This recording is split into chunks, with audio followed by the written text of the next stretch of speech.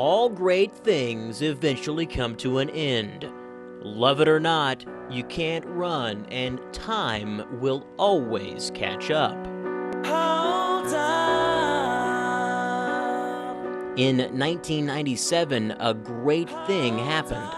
After 13 years of being in production as a fourth-generation car, the Corvette was finally redesigned. Now, some 8 years after the first C5s rolled off the assembly line, it too will soon be a distant memory in automotive history. But fear not, my friends, because all is not lost, and the C5 will live on as being one of the greatest Corvettes of all time. Painted in Le Mans Blue Metallic, our Commemorative Edition 6-speed convertible stickered out at nearly $59,000 and came equipped with every available option, including magnetic ride control. No, the sun wasn't playing in our favor, but for our last farewell with this car, it surely was going to be a lot of fun. Very few American cars have ever evoked so much emotion as Corvette. In 1997, Road & Track said, "No question, there are endearing aspects responsible for flocks of fans. The small block V8 engine provides so much torque that it's rare another street prowler can keep a Vette at bay. There is quick steering, great braking, and riding on rails cornering too."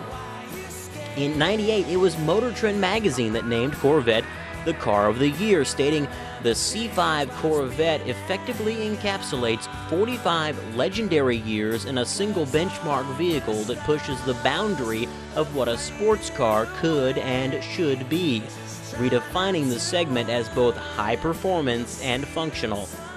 Clearly, the C5 has been a standout car over the years. However, there is one big flaw with this car. It's kind of like a high school girlfriend. It just won't go away. While that isn't necessarily a bad thing, it is true. This is essentially an 8-year-old car. But a really good 8-year-old car.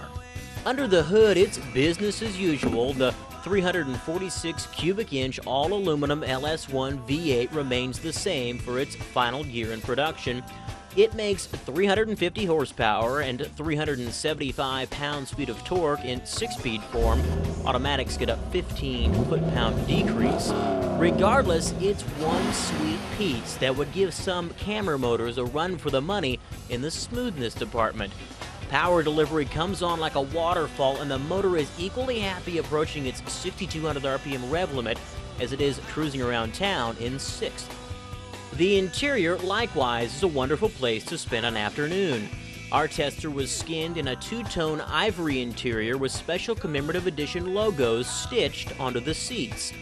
Driver placement is spot on, and all controls are easily within reach, and having the transmission crammed into the rear of the car, there is plenty of legroom to stretch out. However, as good as the interior is for a General Motors car, it has still come under some, if not a lot, of bad-mouthing. Well, the journalists and the drivers alike have complained that the Corvette is cheap. They say that it's made of fiberglass and the interior is all plastic. Well, you know what? For one final time, I will agree. Sure, this is plastic, this is plastic, this is plastic. The car is pretty much plastic, but I don't care. I love it. Because where else are you going to get a 350 horsepower LS1 up front, a big 6-speed manual transmission to roll through the gears, and meaty good years out back to burn up? Enough said. Let's drive. This car is built to run. It screams, "Drive me, and drive me fast." Step on the gas and smoke the good years, and you will instantly understand why. It's a rocket ship with an open view of the world.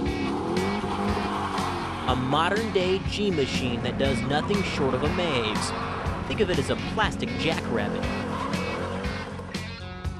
No, we don't have any hard numbers to show, but countless tests have proven that this is a low 13-second machine down the quarter mile that will likewise hit a top speed above 160 miles per hour circle a skid pad all day long, sloshing your brain to the tune of 0.9 G and above, all the while getting damn near 30 miles per gallon on the highway. All I can say is God bless America and pass me the keys one more time.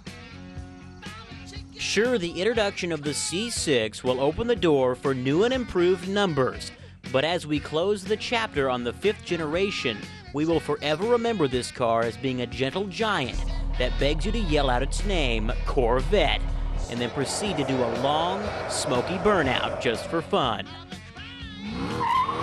Farewell, C5, but it's time to fire up the grill and wait for the Gen 6 so we can do it all again.